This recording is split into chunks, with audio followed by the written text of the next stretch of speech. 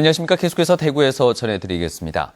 대구와 경북 지역은 오늘 대체로 맑은 날씨를 보였습니다. 낮 최고 기온은 대구가 14.8도, 구미가 13도, 안동이 12.5도, 포항 15도로 어제와 비슷했습니다. 한편 대구를 비롯한 경산, 포항 등 경북 5개 시군에는 아직 건조주의보가 내려져 있어 화재 예방에 각별한 주의가 필요하겠습니다.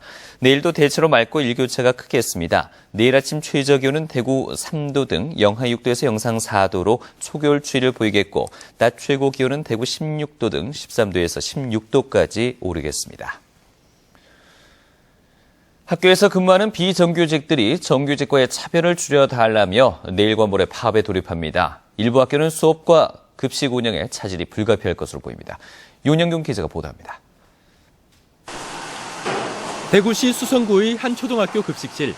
이곳의 비정규직 조리원들은 급식 후 남은 음식으로 식사를 하는데 일부 학교에서는 정직원과는 달리 개인 돈을 내고 먹어야 합니다.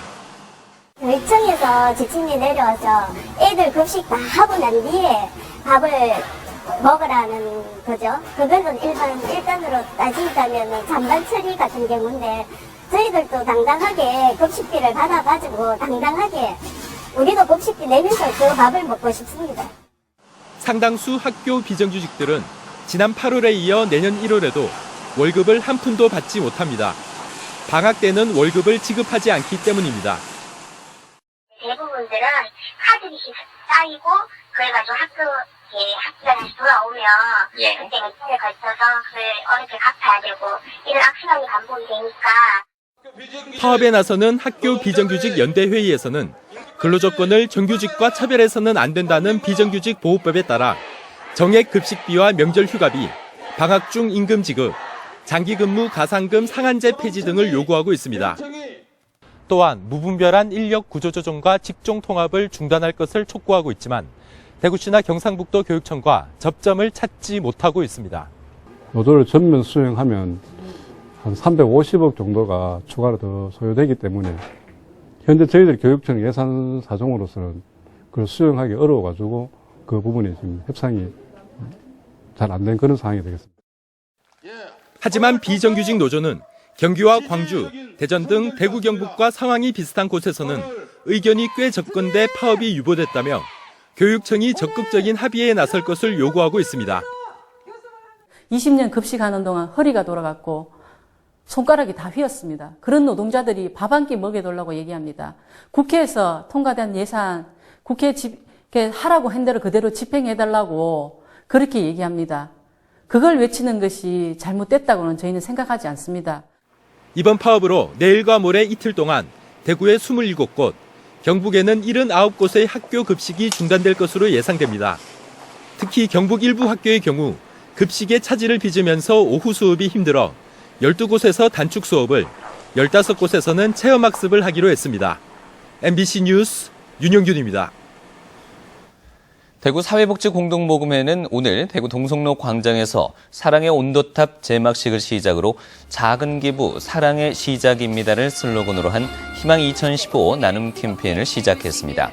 대구 공동모금회는 올해 목표액을 지난해보다 2% 많은 80억 원으로 정하고 내년 1월 말까지 73일 동안 모금을 펼칩니다. 한편 경북 사회복지공동모금회도 오늘 경북도청에서 출범식을 갖고 지난해보다 7.3% 늘어난 114억 원의 모금에 나섰습니다. 2015학년도 대학 수학능력시험 가채점 결과 대구와 경북에서는 만점자가 5명으로 파악됐습니다. 대구에서는 원점수 기준으로 400점 만점자가 자연계 3명, 인문계는 최고점이 397점으로 파악됐습니다. 경북에서는 인문계와 자연계 각각 1명씩 만점자가 나왔습니다. 390점 이상 고득점자는 대구에서 47명, 경북에서는 19명으로 집계됐습니다. 대구시의회 경제환경위원회는 어제 열린 행정사무감사에서 대구 신용보증재단의 사고율이 누적 6.02%로 전국 16개 지역 가운데 7위를 기록했다며 이유를 따져 물었습니다. 또 연말 당기 순손실이 9월 말 현재 30억 원이나 되는 이유를 물었고 대구은행 출연금을 늘려 서민금융 활성화에 기여할 것을 요구했습니다.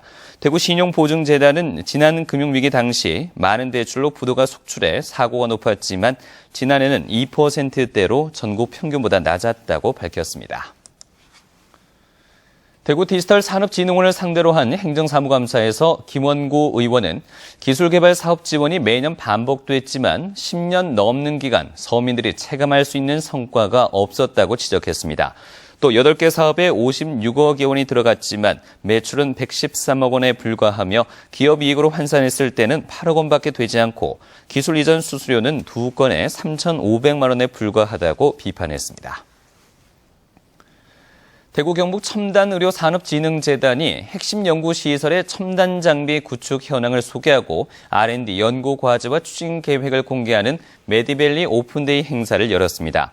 오늘 행사에는 3D 프린터 시연을 포함해 신약과 의료기기 개발 지원을 위한 동물 수술 시연과 분자 리모델링과 생물리 구조 분석 시연 행사가 열렸고 첨단 단지에 입주한 8개 입주 기업의 제품 전시회도 함께 열렸습니다. 포항 영일만 신항 노조원 2명이 오늘 오전 포항시 북구 영일만항 타워 크레인에 올라가 농성을 시작했습니다. 노조원들은 경북 항운 노조가 독점하고 있는 영일만항에 노무 공급권을 요구하며 높이 80여 미터의 타워 크레인에 올라갔습니다. 경찰은 만일의 사태에 대비해서 주변에 병력을 배치하고 상황을 파악하고 있습니다. 부산지방국토관리청은 오늘부터 사흘 동안 낙동강 인근 지방자치단체와 국토관리사무소, 수자원 공사 등 낙동강 자전거길 관리 담당자 20여 명이 낙동강 종주 자전거길 합동 점검을 벌여 불편 사항을 개선하기로 했습니다. 중점 점검 대상은 안내 표지와 거리 표지, 안전시설 설치 상태, 포장 균열과 접속부 높이 차이, 그리고 토사 퇴적이나 유실 여부 등입니다. 네, 지금까지 대구에서 전해드렸습니다. 고맙습니다.